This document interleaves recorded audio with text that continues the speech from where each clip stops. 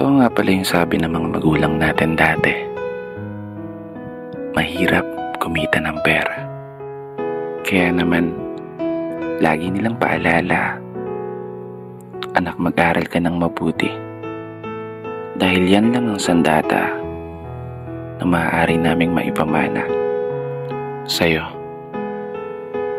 Isang sandata na magagamit mo sa mga panahong wala na kami sa tabi mo.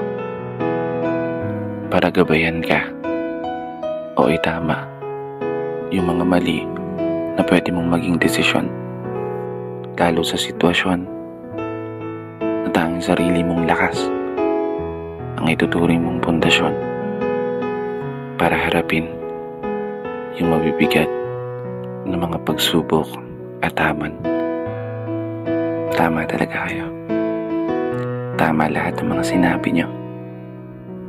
Eto na po yun. Ako, laban sa mundo.